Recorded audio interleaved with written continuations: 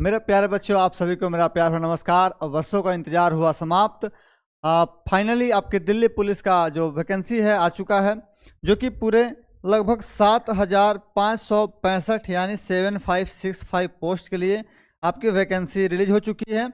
इसके बारे में हम कंप्लीट डिटेल बात करेंगे। क्या क्या है आपका एज लिमिट, क्या है योग्यता, कैसा है सैलरी, क्या होने वाली है, सिलेबस क्या रहने वाला है, सिलेबस में भी एग्जाम पैटर्न क्या है और सिलेक्शन का प्रोसेस क्या है। हम बिल्कुल जीरो से लेकर शून्य से लेकर शिखर तक बात करेंगे, यानी आपके फॉर्म फिलिंग करने से लेकर आपके सिलेक्शन तक की बात करेंगे। एक मेरा छोटा सा इंट्रोडक्शन है। मैंने सीजीएल में 50 में 50, सीएचएसएल में 50 में 50, साथ ही साथ CPU SI 2022, CGL 2022, CRPF ASI SCM 2022, DP SCM 2022 और स्टेनोग्राफर 2022 बोथ सीएनडी ग्रुप को हमने क्वालिफाई किया है। इसी के साथ हम बच्चों को इंग्लिश से गाइड करते हैं। हालांकि आपका नोटिफिकेशन है, इसके ऊपर बात करना बहुत जरूरी है, क्योंकि अब इसके बाद आपके दिल्ली पुलिस हेड कांस्टेबल की बारी है, जो मिनिस्ट्रियल के लिए फॉर्म आपका आता है, तो हम उस पर बात करते हैं। चलिए शुरुआत करते हैं। कैसा कैसा डेट रहने वाला है, कितने फी के फॉर्म फिलिंग फी कितने हैं, आयु क्या रहने वाली है, योग्यता क्या रहने वाली है, सब कुछ बात करेंगे हम।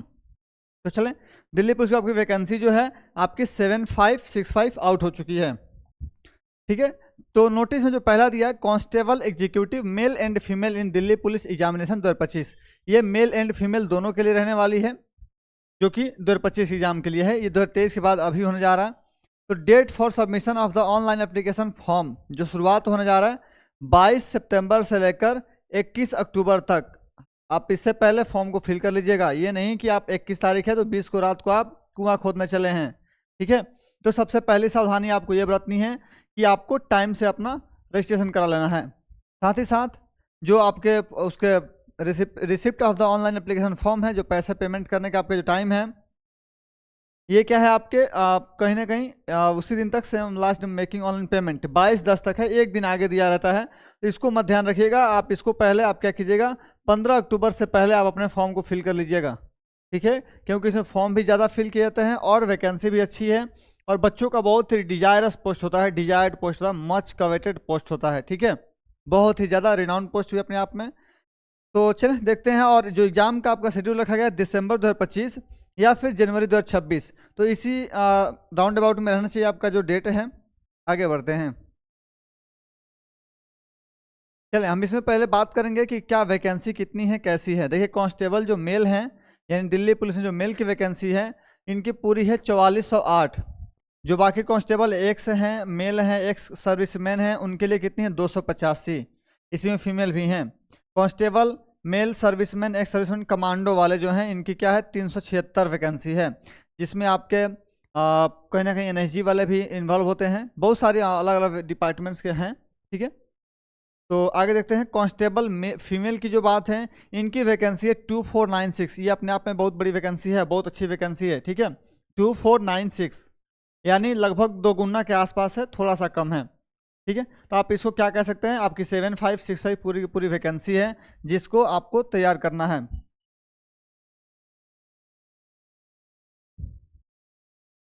आगे देखें क्या है। 10% are reserved for ex serviceman, ये तो आपका जो हर एग्जाम में होता है ऐसा। ठीक है, चलें अब हम बात करते हैं एज लिमिट की। क्या है एज लिमिट, क्या रहने वाला है। तो एज लिमिट का मस्त इतना ही है कहना कि या तो आप सिटीजन ऑफ इंडिया होने चाहिए और 18 से 25 के बीच में आप होने चाहिए। एज मिनिमम 18 और 25 मैक्सिमम। और साथ ही साथ जो आपको कास्ट यानी कैटेगरी वाइज जो छूट दी गई है, ये SC ST के लिए 5 साल है, नो डाउट। जो SSC का रहता है सिलेबस, जो आपका क्राइटेरिया रहता है, OBC के लिए 3 साल है, और बाकी अलग अलग स्पोर्ट्स पर्सन है, अलग अलग क्राइटेरिया दिया गया है। कोई कहीं से है, कोई कहीं से है, कोई एक सर्विस मैन है, तो अलग अलग उनका क्राइटेरिया है। हालांकि इसी दो को ध्यान रखा जाता है, कौन कौन सा, SC ST 5 साल और OBC 3 साल। चलें एज इसेंशियल क्वालिफिकेशन की ओर बात करें, यानी एजुकेशनल क्वालिफिकेशन क्या होने चाहिए। तो सिर्फ और सिर्फ आपको इसमें 12th पास है। आप देखिए लिखा है 7 आप लोग पैरा को पढ़िएगा, पूरा नोटिफिकेशन को आपको एक बार पढ़ना चाहिए, जो लोग भी फॉर्म फिल कर रहे हैं। इसमें क्या है 10+2 आप पास होना चाहिए, क्वालिफाइड होना चाहिए in relaxable up to 11th pass for the. ठीक है, तो इसमें क्या है आप पास होना चाहिए। और दूसरा क्या है आपका कि मेल कैंडिडेट, जो मेल कैंडिडेट, फीमेल नहीं, male candidates must possess a valid driving licence for LMV motorcycle और कार, यानी बोलते हैं लाइट मोटर व्हीकल, मोटरसाइकिल और car as on the date of the PET and MT। ये PE क्या है, तो physical endurance test and measurement test क्या है, पीई फिजिकल इंड्योरेंस टेस्ट होता है, हम लोग सीपीयू में पीईटी होता है, ठीक है। तो आप उसमें क्या है, आपको उसमें सबमिट करना होगा आपका, हमारा भी फिजिकल के वक्त हमारा सबमिट हुआ था, ठीक है।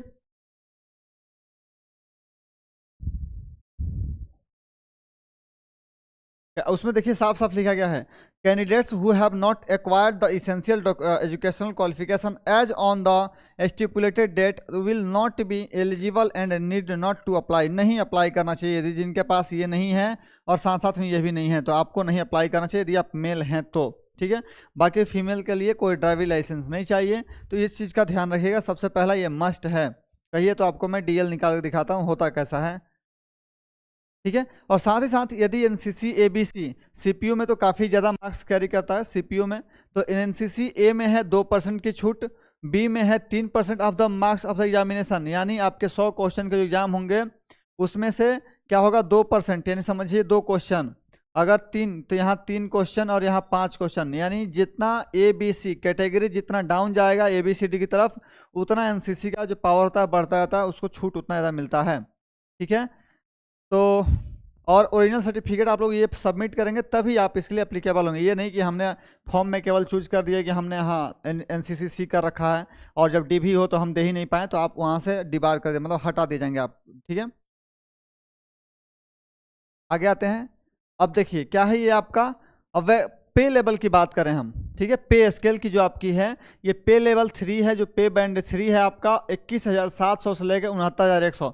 देखिए भ्रमित करने के लिए बहुत सारी बातें हैं कि 1 लाख सैलरी है, 1.5 लाख सैलरी है, 80,000 प्लस सैलरी है, ना ही आज 80,000 है और ना ही आपके 8वें वेतनमान जो लागू होंगे 8 पे कमीशन उसमें आपके होने वाले हैं। ये बात कड़वी है, थोड़ा सा ध्यान रखिए क्योंकि हम लोग उसका क्या है पूरा का पूरा स्टडी रहता है, तो इन बातों पर थोड़ा ध्यान कीजिएगा। देखिए आपका है 21,700 पे बैंड है, यानी बेसिक पे है। आप अगर 50% अगर डीए लेते हैं, अभी तो 56-55 चल रहा है, चलिए 50% लेते हैं तो चलिए 12,000 आप लिख लीजिए, ठीक है। 12,000 कितना हो गया, अब एचआरए जोड़ लीजिए आप, ठीक है, और टीपीटी और जो भी अलाउंस है तो ये सब जोड़ के आप समझिए कि और 3,000 रुपये आप जोड़ लीजिए, 12, 3, 15 और 21 कितने होगा 46, यानी 46 से 48 कुछ और अलाउंस मिल जाए। अब 50,000 आपकी सैलरी बन रही है 50K, ठीक है, प्लस मत जाइएगा 50K। मैं 30% एचआरए को ऐड किया हूँ, 30% सिर्फ और सिर्फ दिल्ली और ऐसे बड़े मल्टी जो सिटीज़ हैं वहाँ मिलते हैं। पटना अभी भी क्या है आपका, पटना हो गया, इलाहाबाद हो गया, बनारस हो गया, सब क्या है अभी भी वाई सिटी में है, वाई और जेड सिटी में आते हैं। तो क्या है एक सिटी का हमने एचआरए जोड़ा फिर भी आपका क्या है 50 के पास नहीं जा रहा है, यानी आपके इन हैंड सैलरी 45 के आसपास आने वाली है, 42 से 45। अब बाकी आपके 8वें पे कमीशन में चाहे 4 लाख हो जाए, आप अलग अलग स्टडी देखते रहिएगा, लेकिन जो मैं बता रहा हूँ वैलिड चीज़ें यही हैं। हमारे सीपीयू में ट्रेनिंग की सैलरी भी लगभग थोड़ा आसपास होती है ऊपर नीचे, तो इसको आप ध्यान रखिएगा। कितना होने वाला है मुश्किल से 42 to 45, मतलब एक आप अच्छा पेमेंट रख सकते हैं, 50 तक जाएगा, जबकि अगर पेंशन में कुछ कट जाता है एनपीएस में, ठीक है। तो इन चीज़ों पर ध्यान रखिएगा कि 90,000 सैलरी दिखा के आपको नोटिफिकेशन पढ़ाया जा रहा नहीं, ऐसा कुछ नहीं है, जो बातें होंगी स्पष्ट होंगी। आइए अब देखते हैं कि आपने देख लिया कि आपकी एज क्राइटेरिया क्या होनी चाहिए, 18 से 25, ओबीसी के लिए 5 साल, ओबीसी के लिए 3 साल और एससी के लिए 5 साल। आपकी मिनिमम एज 18 साल होनी चाहिए और साथ ही साथ आपके 12th होना चाहिए। 12th के साथ आपका अगर मेल है तो आपके पास डीवी मतलब ये क्या होता है आपका एलएमवी होना चाहिए, लाइट मोटर व्हीकल का ड्राइविंग लाइसेंस होता है डीएल। साथ ही साथ आपने देखा कि अब आते हैं आपके एग्जाम, यानी पेपर फर्स्ट जो अब आपका सिलेक्शन प्रोसेस में चलते हैं, यानी प्री आपका जो एग्जाम होगा ये कब होने वाला है, या तो दिसंबर 25 या फिर जनवरी 26, यानी आप इसको जनवरी मान के ही चलिए क्योंकि अभी बहुत सारे एसएससी के एग्जाम्स ऐसे हैं जो लगे हुए हैं, अभी हो नहीं पा रहे हैं टाइम से, ठीक है। तो आप मान के चलिए जनवरी में हो रहा है, सपोज कीजिए ऐसा। तो जनरल नॉलेज के 50 क्वेश्चन है, 50 क्वेश्चन 50 मार्क्स, यानी प्रत्येक क्वेश्चन 1 मार्क कैरी करेगा, प्रत्येक क्वेश्चन 1 मार्क, ठीक है। और रीजनिंग 25 क्वेश्चन है। अभी मैं सिलेबस पे बात करूंगा, मैं खुद पेपर को सॉल्व करके देखा कि कैसा है, पेपर में कितना दम है। अगर एक बच्चा जो CHSL CPO CGL की तैयारी और गलती से भी किया है तो उसको ये पेपर में बैठना चाहिए, यदि उसका सिलेक्शन नहीं हुआ है तो। मैं कहता हूँ हालांकि हमेशा कि सोच बड़ा रखना है, लेकिन फिर भी यदि कोई ऐसा बच्चा है जो तैयारी करता है तो इसको फॉर्म को जरूर फिल करेगा, भले ही प्री दे के आ जाना, मत सिलेक्शन लेना।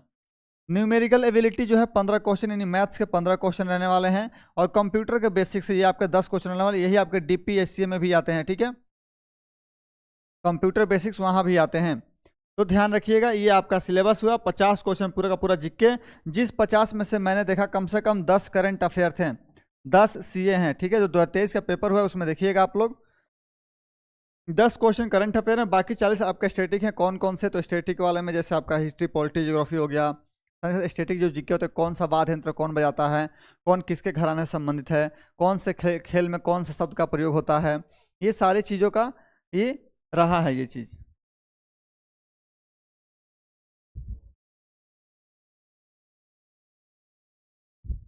आगे आते हैं, तो ये आपका रहेगा। अब देखिए क्या है, निगेटिव मार्किंग है यहाँ पे 1/4 का। 1/4 मतलब क्या है इसका, यदि आपने एक क्वेश्चन नंबर 1, 2, 3 और 4 गलत किया, चारों के चारों गलत किया और आपका 5वां सही भी होता है, मतलब प्रत्येक 4 पे एक आपके सही नंबर को काट लिया जाएगा। इसका होता है 1/4 का मतलब कि 4 आपने गलती किया तो आपके एक सही का भी जो नंबर होता है कट जाता है, ठीक है। तो एसएससी का तो ये पैटर्न है कि 0.25 मार्किंग कटिंग होती है, ठीक है। तो जो computer based examination will be conducted in English and Hindi only, बस 2 ही मीडियम में होगा। आप लोग सोचते हैं हर एक राज्य की अपनी भाषा है, आप उस अनुसार देंगे, तो ये नहीं है पॉसिबल। केवल 2 ही लैंग्वेज है, या तो हिंदी या तो इंग्लिश। ये पूरा का पूरा बताना हमारा काम है और आप इन पर ध्यान दीजिएगा। तो ये सिलेबस रहा। 100 क्वेश्चन, कितने 90 मिनट आपको समय मिलते हैं, बहुत ज़्यादा है ये 90 मिनट, ठीक है। 100 क्वेश्चन 90 मिनट, 100 क्वेश्चन 100 मार्क, 1/4 की निगेटिव मार्किंग है, यानी 4 क्वेश्चन आप गलत करते हैं तो एक सही वाला भी कट जाएगा, ठीक है। अब आते हैं आपके, अब प्री के बाद क्या क्या रहने वाला है, ठीक है। तो प्री के बाद यदि आप जब प्री क्वालिफाई करते हैं, जैसे आपने प्री दिया, देखिए क्या क्या सारा कुछ समझिए। मसला इतना ही है कि आपके 22 सितंबर से फॉर्म फिल किए जा रहे हैं, 22/9 से 21/10 तक फॉर्म फिल किए जाएंगे। आपने फॉर्म फिल कर दिया, सपोज कीजिए दिसंबर से लेकर, अब फॉर्म फिल आप कब करेंगे, जब आप 18+ हैं, मतलब 18 की एज कंप्लीट कर चुके हैं, साथ ही साथ आपने 12th कर लिया है, ठीक है। और आप SC ST OBC में से हैं और आपने एज को पास नहीं किया, मतलब क्रॉस नहीं किया है आपने, मतलब ओवर एज नहीं है और अंडर एज भी नहीं है, 18+ हैं आप और 40 के बीच 45 तक हैं लास्ट, तो आप उसको अप्लाई कर सकते हैं। उसके बाद यदि आप मेल हैं तो आपके पास DL भी होना चाहिए। DL का मतलब ड्राइविंग लाइसेंस होता है, जिसको LM भी मांगा है, लाइट मोटर व्हीकल को मांगा गया है, मोटरसाइकिल या कार किसी के लिए भी अभी बोथ वाला बनता है, सब कोई बोथ ही बनाता है, ठीक है। अब आइए, आपने दिसंबर और जनवरी में आपने एग्जाम दिया, ठीक है, तो इसका कट ऑफ तैयार होगा। अब जिसका कट ऑफ तैयार होगा, जो लोग भी पास कर जाएंगे उनको बुलाया जाएगा क्या करने के लिए, फिजिकल और PE और PMT। PE का मतलब है फिजिकल एंड्योरेंस टेस्ट और ME का मतलब है मेडिकल एंड्योरेंस टेस्ट, मतलब मेडिकल एलिजिबिलिटी क्राइटेरिया को बुलाता है, ठीक है। ये सारी चीज़ आपके जांच होंगे और साथ ही साथ आपके कहीं ना कहीं DV भी कुछ कुछ जांच होती है, और इसमें इसी में आपका DL चाहिए यहाँ पे, ठीक है। DV तो इसके बाद होगी। तो ये आपका तरीका है, क्राइटेरिया है, आपके स्टैंडर्ड को जांच किया जाएगा। इसमें जो रनिंग दी गई है आपकी, मेल के लिए जो हाइट चाहिए 170 सेंटीमीटर, 170 सेंटीमीटर, ठीक है। जो CPO का रहता है सेम टू सेम है। इसमें चेस्ट का जो एक्सपेंशन दिया गया मेल के लिए, केवल मेल के लिए है, ये 81 से 85 दिया गया है। बाकी में क्या होता है, CPO में 80 से 85 होता है, इसमें 81 से 85 दिया गया, मतलब मिनिमम 4 का एक्सपेंस चाहिए यहाँ पे, ठीक है, फुलाव जिसको बोलते हैं। और उसके साथ साथ यदि हम बात करें रनिंग की, तो 1600 मीटर रनिंग है, जो अंडर 30 एज में है, ठीक है, अंडर 30 में है, इनके लिए 1600 मीटर भागना है, कितने 6 मिनट में। In not a big deal, ठीक है, बहुत आसान काम है। यदि आप लोग, हम लोग भी जो CPO से पास किए थे 6.5 मिनट में पास करते थे ऐसे ग्राउंड में, जब ग्राउंड में मेन ग्राउंड में पहुंचे तो 5:40 5:50 तक हमने रनिंग को डाउन कर दिया था, जबकि अब बहुत ही एफर्टलेस हमने तैयारी की थी, बहुत ही मतलब ना के बराबर। तो यहाँ तो पहले ही 6 मिनट दिया गया है, तो आपको थोड़ा और अच्छा तैयारी करना है। और जब हम ट्रेनिंग में चले गए तब 5:30 5:25 5:20 ऐसे कर करके बच्चे लाते थे नंबर अपने, कोई कोई तो 5 मिनट के आसपास भी आता था, ठीक है। तो अपनी अपनी रनिंग की अपनी ये फिजिकल इंड्योरेंस है अपनी अपनी, तो कोई कोई ज़्यादा दम लगाते हैं, तो थोड़ा सा आप लोग जो धीमे बच्चे हैं, जो थोड़ा स्लो भागते हैं मेरी तरह, तो थोड़ा ज़्यादा एफर्ट लगा सकते हैं। एफर्ट लगाने का मतलब है कि आप 2 टाइम रनिंग कर सकते हैं, जब समय आएगा रनिंग का तब हम इसके ऊपर कंप्लीट बात करेंगे फिर से, आपके फिजिकल DV और मेडिकल पे, फिजिकल DV और मेडिकल, और इस पे हम लोग एक बार फिर से बात करेंगे। ये आपका अब तक का रहा, एक बार हम इसको समराइज करते हैं कि क्या क्या रहने वाला है फिर से, ठीक है। जो आपकी वैकेंसी है ये आपकी कुल है 7565, यानी 7665, तो ये आपका डेट रहा 22 सितंबर से लेकर 21 अक्टूबर तक। आप इसी के अंदर तक आप पेमेंट भी कर लीजिएगा। जो एग्जाम डेट रहने वाले हैं ये रहने वाले हैं दिसंबर 2025 या फिर जनवरी 2026। उसके बाद हमने बताया कि कैटेगरी वाइज किस किस की वैकेंसी कितनी है। इसके आगे बढ़ते हैं।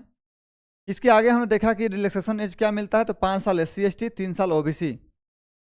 साथ ही साथ हमने एजुकेशन क्वालिफिकेशन की बात किया तो 10+2 होना चाहिए, और यदि आप मेल हैं तो आपके पास 12th ये DL होना चाहिए, ड्राइविंग लाइसेंस। साथ ही साथ ये अगर कोई आप धारक हैं, खाता धारक यानी NCC के आप यदि होल्डर हैं तो आप अपना सर्टिफिकेट रखे रहिएगा, और साथ ही साथ फॉर्म फिल करते हो तो आप अपने आप को एलिजिबल दिखा दीजिएगा कौन से हैं, ABC तीनों में से कौन से हैं। उसके बाद आते हैं आपके, ये आपका पे लेवल रहा। देखिए पे लेवल 21,000 है। सोचिए बेसिक पे ही 21,000 है तो आपकी सैलरी 60 है, कहाँ चली जाएगी? 3 गुना सैलरी थोड़ी होता है। तो ये चीज़ें बनाने वाली हैं, हमें बनाने का कोई काम नहीं है। हम खुद एक सैलरी पर्सन रहे हैं तो हम चीज़ों को आंकलन करना जानते हैं। ठीक है, बढ़िए आगे। अब इसके बाद ये सारी चीज़ें आपकी रही। सैलरी के बारे में बताया कैसे कैसे जुड़ता है पैसा।